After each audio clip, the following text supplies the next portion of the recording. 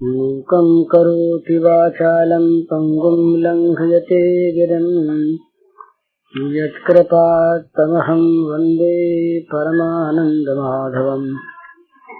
श्रीमन्मदनगोपालं वृन्दारण्यपुरन्दरं श्रीगोविन्दं प्रपद्येऽहं दीनानुग्रहकालकम्।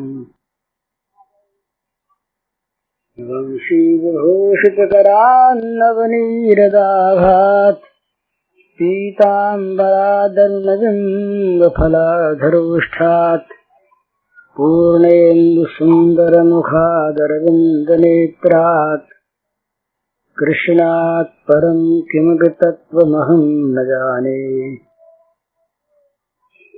नवजलधरवर्णं चम्पकोद्भासिकर्णं विकसितनलिनास्यं स्फुरन्मन्दहास्यं कनकरुचिदुकूलं चारुबर्हावचूलं कमपि निखिलसारं नौमि गोपीकुमारम्। भगवत्परायण और भोगपरायण जीवन के संबंध में अपने आज प्रातः काल कुछ विचार हुआ था और ये बात हुई थी कि मानव की मानवता का प्रारंभ भगवत परायणता की इच्छा को लेकर होता है। नहीं तो मनुष्य में और पशु में कोई अंतर नहीं। पुत्रवती युवती जग सोई रघुबर भगत जास सुत होई नतर बाँझ भली बाज दियानी राम बिमुख सुत हित जाने। ये रामचरितमानस में लक्ष्मण जननी सुमित्रा जी के बात।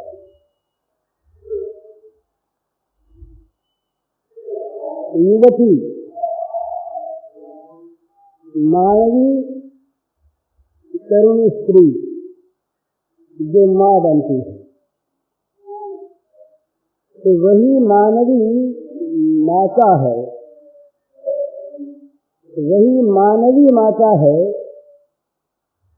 जिसके कोख से रघुबर भगत भगवान राघवेंद्र का भक्त भगवत भक्त उत्पन्न होता है। वही मानवी माता और नहीं तो नतर बाँझ भली बाज दियानी। बाज कहते हैं व्यर्थ को और ज्ञानी कहते हैं पशु मादा के संतान होने को।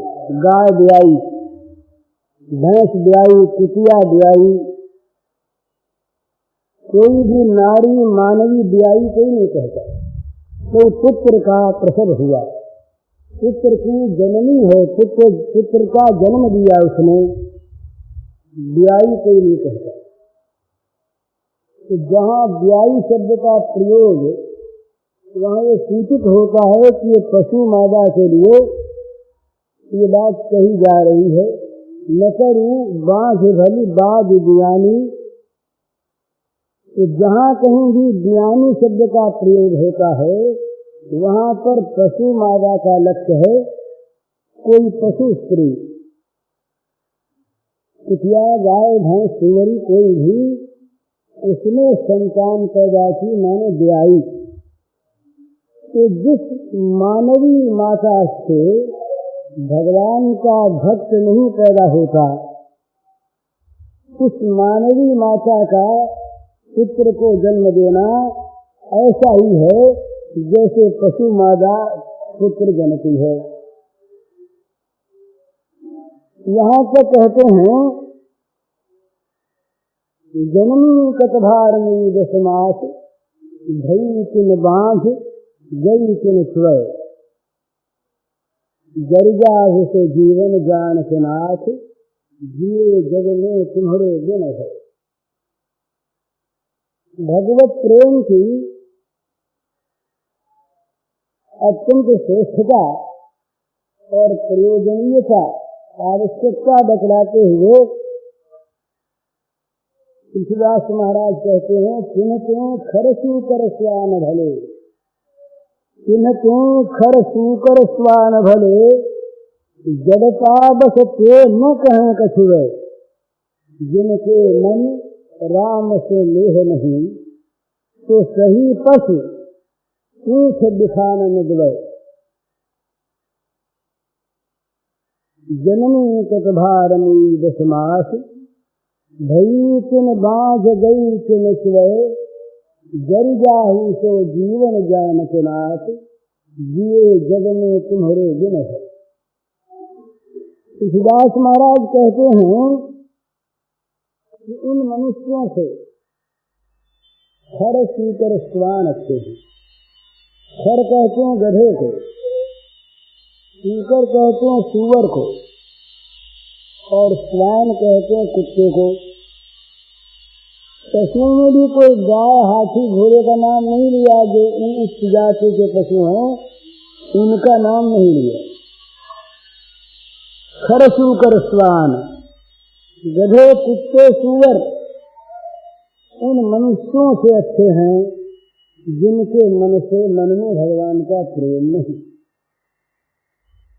पशु अच्छे क्योंकि वो नवीन कुकर्म तो नहीं करते, और दूसरे में उनको अभिमान नहीं, वो अभिमान बस बकवाद नहीं करते।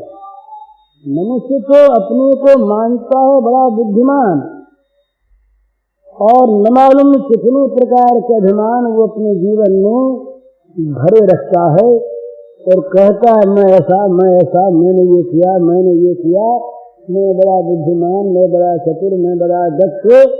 सवेरे बात हुई जैसे ऐसे मानव बोलता है कि जगता बसते न कहें कछुए।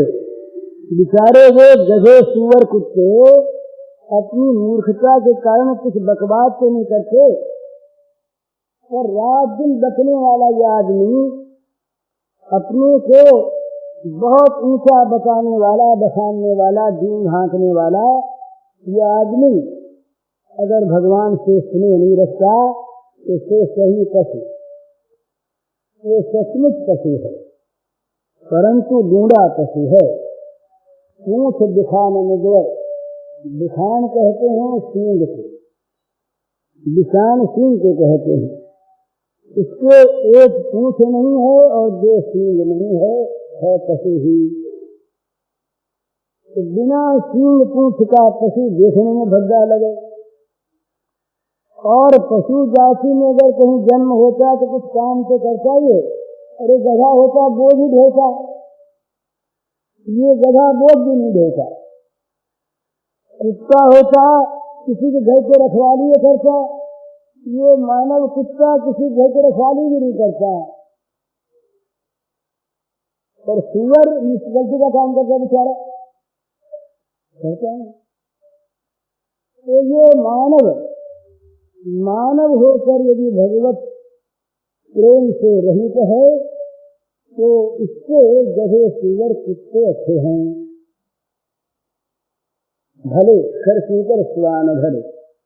तुलसीदास कहते हैं, जननी कतभारमी दशमास, बड़ी उदासी के साथ मनुष्य जीवन की दुर्दशा पर मानो आंसू बहाते हुए तुलसीदास कहते हैं कि जननी कतभारमी दशमास, 10 महीनों तक माता ने अपने उदर में ये बोझ क्यों कहा।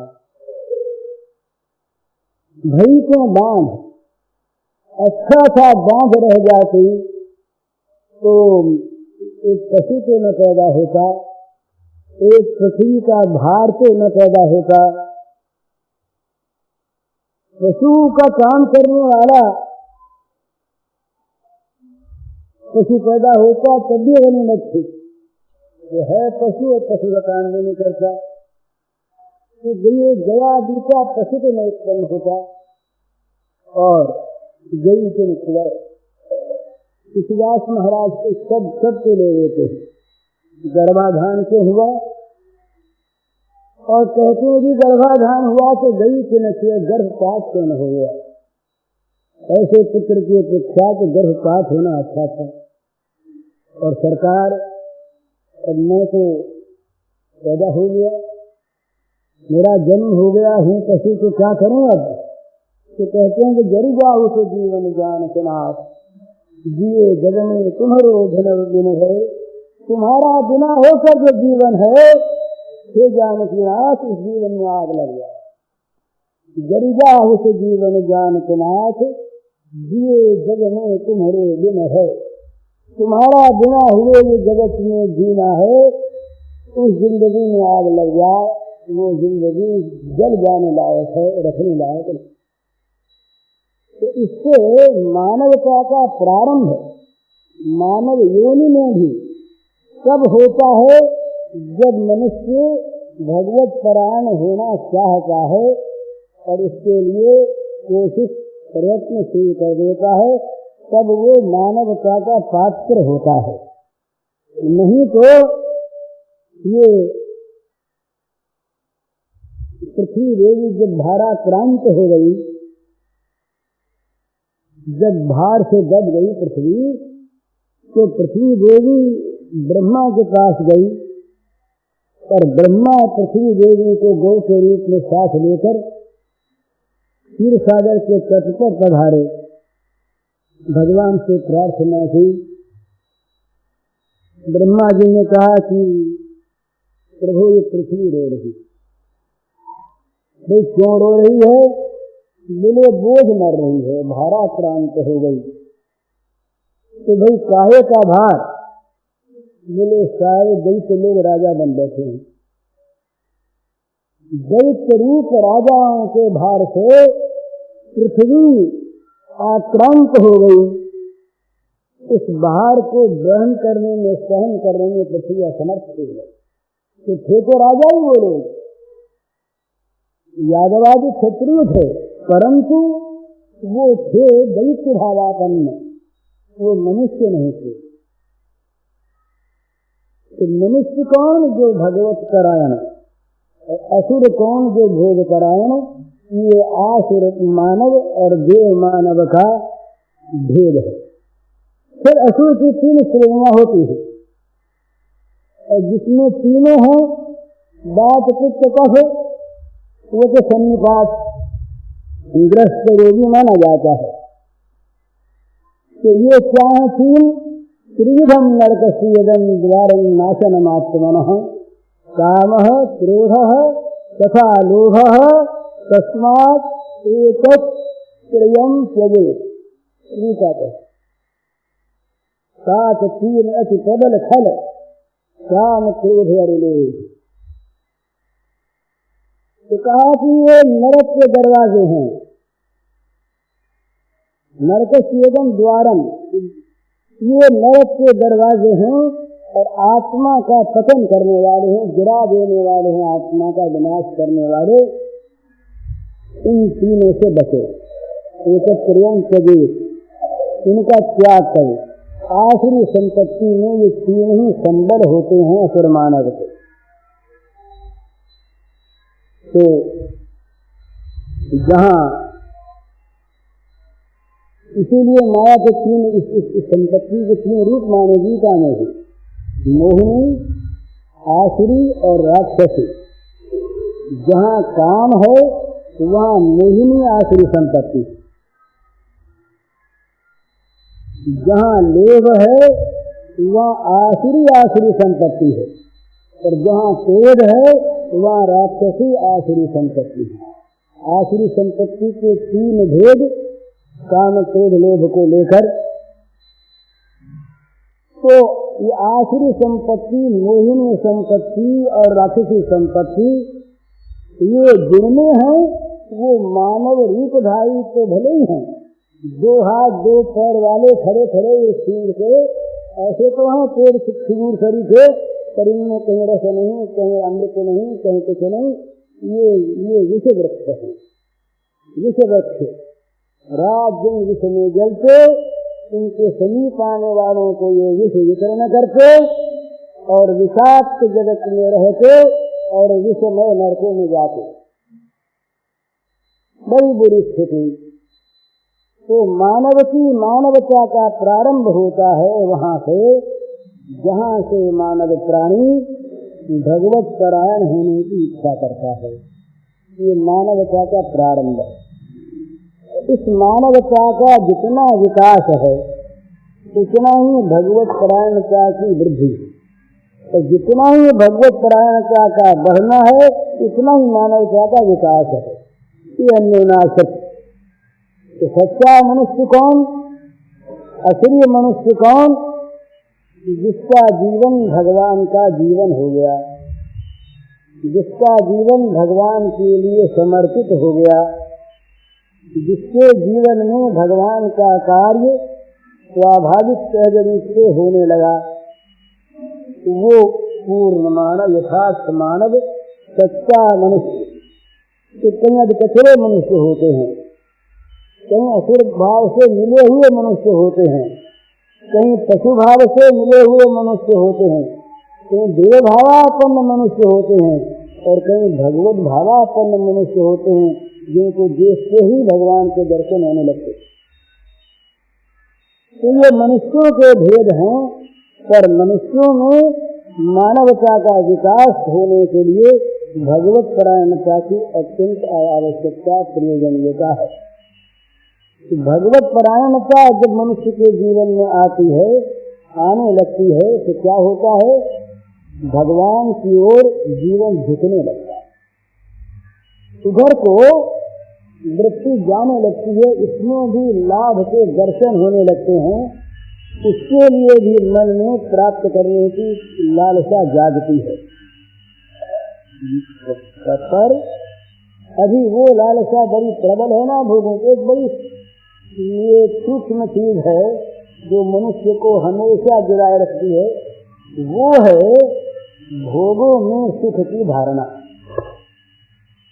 ये बहुत बड़ी भ्रांति है और ये भ्रांति चलती है बहुत आगे तक। घर का परित्याग कर देने वाले मनुष्य मानव भी मान रूपी भोग, कीर्ति रूपी भोग में फंसे रहते हैं। उनके मन में ये रहता जिसमें सुख है। जरा सा ध्यान देने की बात है, बहुत सीधी सी बात, सच्ची सी बात। भाई हमारा नाम लेकर के किसी ने गाली दी, हनुमान प्रसाद नालायक, नीच, अधम, बड़ा बदमाश, शरारती। अब जरा सोचे हनुमान प्रसाद ठीक से, तो जिस आत्मा का नाम हनुमान प्रसाद छोड़ा, उस आत्मा को इस गाली से कुछ बिगड़ा क्या? उस आत्मा पर कहीं चोट लगी क्या? उस आत्मा पर कहीं किसी प्रकार का आघात हुआ क्या? कुछ नहीं। मान लिया शरीर और नाम के साथ अभिमान रखने वाले अहंकार ने कि हमको गाली दी, दुख हो गया। और कहीं न समझे तो नहीं दुख होता, वो अहंकार पर आघात लगने पर होता, नहीं तो नहीं होता। न समझे तो अंग्रेजी में गाली दी, अंग्रेजी में जानता हो कोई? वो इलाहाबाद यूनिवर्सिटी की बात है, कुछ जमाने पहले की। एक अंग्रेज प्रोफेसर थे, नए आए हुए, वो हिंदुस्तानी भाषा जानते नहीं थे। तब लड़के शरारती कुछ यही करते हैं, इस अंग्रेज प्रोफेसर को कुछ गालियाँ सिखा दी, डब्बी गाली सिखा दी।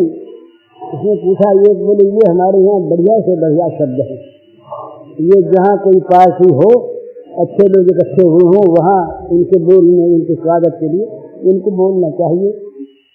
तो बेचारा वो अंग्रेज भाषा जानता नहीं, तो एक पार्टी ही इसमें वो सबके सामने जा जाकर ये सब बोलने लगा गाली। तो सब लोग नाक भंस बोलने लगे। फिर कहा ये क्या बोल रहे भजी तरीके से? आपका स्वागत कर रहे हैं, अंग्रेजी में कहा स्वागत कर रहे हैं। अगलकन में। आप बोले ये काहे का स्वागत कर रहे हो, गाली बक रहे हो? तो इसने कहा गाली कौन बक रहा है? ये तो हमको सिखाया गया है, इन विद्यार्थियों ने सिखाया है कि ये तो बड़े उत्तम श्रेष्ठ शब्द हैं जो सत्कार में कहे जाते हैं। बोले महाराज ये गाली है, सत्कार नहीं। हाँ गाली है, बड़ा पश्चाताप हुआ इसको। तो बेचारा समझा उनको गाली दे बैठा।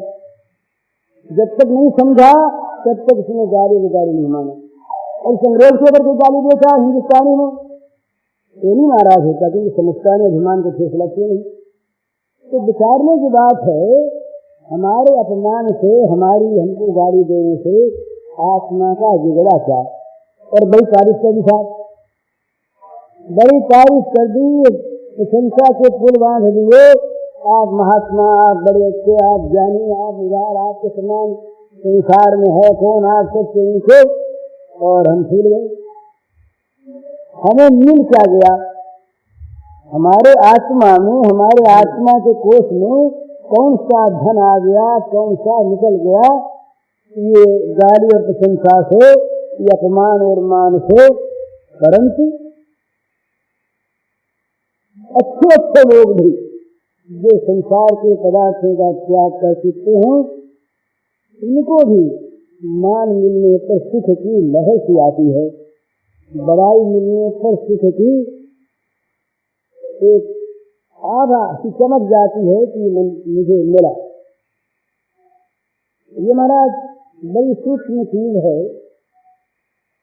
कहीं जाए हम अच्छे काम के लिए भी, और वहां यदि हमारा सम्मान न हो, तो हम अगर बहुत भले आदमी होंगे तो ये कहेंगे कि यहाँ के आदमी कदर करना जानते नहीं। अगर कदरदान होते, कदर करना जानते होते तो हम आए, हमारा सम्मान करते, बेचारे सीधे हैं। अच्छा बेवकूफ हैं, हमारे स्वरूप से अज्ञात हैं, हम कितने बड़े, हमें ये पहचानते नहीं। तो इस प्रकार ये सबसे बड़ी मनुष्य को गिराने वाली एक चीज है, भोगों में सुख की धारणा। इसी का नाम मोह। इस मोह के कारण से मनुष्य का जीवन रहता है भोग परायण। संसार के पदार्थों को त्याग सीखने वाले आदमी भी इस मोह में पड़कर चाहते हैं कि जगत के लोग हमारी प्रशंसा करें। महात्मा बड़े अच्छे, उदार बड़े अच्छे, भक्त बड़े अच्छे। तो ये भक्त महात्मा इत्यादि लोगों के द्वारा कहलाने में जब सुख की प्रतीति होती है तो क्या होता है? मनुष्य लग जाता है इसी के आयोजन में, प्रयत्न में। जहाँ बड़ाई मान मिलता है वहाँ जाता है, जहाँ भगवान के सच्चे अर्थ में भक्त होते हैं वहाँ ही जाता है। क्यों जाएगा? और वही आगे चल के चीज और आती है, बहुत बड़ी बुरी चीज। मान बड़ाई चाहने वाला मनुष्य स्वाभाविक लोक रंजन करने में प्रवृत्त हो जाता है, क्योंकि लोग यदि इसके विरोध हो तो बड़ाई करेंगे नहीं। इसको भगवत साधन की जगह लोक रंजन का इसका उद्देश्य बन जाता है। और कहीं लोक गिरा हुआ हो, ऐसे लोक समूह में पहुंच जाए जहाँ लोक निम्न स्तर पर हो, तो उसको निम्न स्तर पर उतर कर इन लोगों के रंजन के लिए उन जैसी बात करनी पड़ती है, नहीं तो वहां से बड़ाई मिलती नहीं। तो इस प्रकार ये भोग में सुख की धारणा, ये मोह मनुष्य को गिरा देता है। इसी मोह के कारण से भगवत परायणता आती नहीं। तो भगवत परायण जो है उसके लिए ये आवश्यक बात होती है कि वो भगवान के लीला गुण इत्यादि का श्रवण करके, मनन करके भगवान की महत्ता में विश्वास करे। बिन विश्वास भगति नहीं, कोई बिन जयहि राम, राम कृपा बिन सपन ही, जीव के लह विश्राम। बिना विश्वास के भक्ति नहीं होती। और बिना भक्ति के भगवान की कृपा का दर्शन नहीं होता, और भगवान की कृपा के बिना जीव को शांति नहीं मिल सकती। तो शांति मिलती भगवत कृपा से, भगवत कृपा मिलती भगवान की भक्ति से, अनुरक्ति से, और भगवान की भक्ति मिलती भगवत पर विश्वास से। तो भगवान पर विश्वास करना बढ़ाना आरंभ करे, बिना हुए ही माने, क्योंकि वहाँ है, भगवान है। ये मानने वाला धोखे में नहीं रहेगा, नहीं मानने वाला धोखे में रहेगा, घाटे में रहेगा। भगवान में विश्वास बढ़ावे तो क्या होगा कि विशेष बात भगवत कृपा इस पर अपना प्रभाव डालने लगेगी, और भगवत कृपा का जहाँ कार्य शुरू हो गया, कृपा तो सभी पर है, पर अविश्वासियों के लिए भगवत कृपा क्रियाशील नहीं है। भगवत कृपा में विश्वास क्रिया पैदा कर देता है। वो यंत्र तो है, सभी के लिए है, वो सर्वत्र है, किसी के लिए उसमें भेदभाव नहीं, परंतु जहाँ विश्वास होता है वहाँ क्रिया, वो कृपा सक्रिय हो जाती है। यही भेद है सक्रिय और अक्रिय कृपा में, कि भगवान की कृपा जब सक्रिय हो जाती है तो कृपा का कार्य आरंभ हो गया। तो कृपा का कार्य जहाँ आरंभ हुआ वहाँ देर लगती नहीं, बिल्कुल। तो भगवत परायण जीवन के लिए भगवान की कृपा का आश्रय, भगवान की कृपा पर विश्वास, भगवान की महत्ता में श्रद्धा, ये इनका प्रकट करना और संवर्धन करना ये आवश्यक होता है। तो इसीलिए संग की आवश्यकता, भगवत कृपा के संग की आवश्यकता। जहाँ जहाँ पर भगवत कृपा के दर्शन होने की संभावना हो, ऐसे मनुष्यों का, ऐसे लिटरेचर का, ऐसे ऐसे स्थानों का, ऐसे पदार्थों का, ऐसे प्राणियों का संग करे, जिससे भगवान में विश्वास, भगवत कृपा में विश्वास पैदा हो सके। ये इतना आगे चलकर सरल रास्ता है। एक आदमी पहाड़ की पगडंडी पर चल के रास्ता तय करता है, एक आदमी वायुयान के द्वारा पहाड़ की ऊंची ऊंची चोटियों को पार करता हुआ लक्ष्य स्थान पर पहुंच जाता है। तो वायुयान से भी बढ़कर चीज, बड़ी बढ़कर चीज जिसकी तुलना नहीं होती, वो है भगवत कृपा, जो असंभव को संभव कर दे। जिसको हम असंभव मानते इसको संभव कर दे भगवत कृपा। तो भगवत कृपा का आश्रय करे, भरोसा करे, विश्वास करे, तो जीवन में भगवत परायणता अपने आप आती है।